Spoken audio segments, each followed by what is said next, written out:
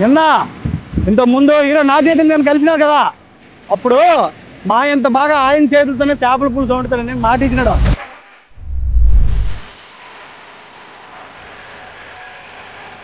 ఆ మాట ఎంతవరకు కరెక్ట్ అవుతాం చూడడం కానీ నేను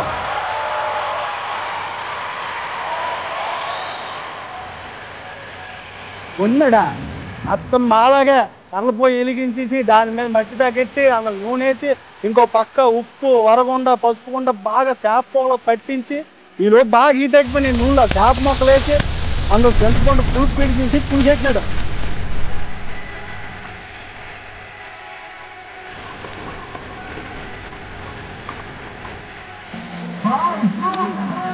బాగుందనుకుంటా. నచ్చిందా? కొంతసేపటికి మూకుడు తీసి సలసలసలు మరుగుతున్న పులుసులో కొత్తిమీర వేస్తుంటే అప్ప ఆ వాసనకే నోరు ఊరిపోయిందంటే చాలా బాగుంది.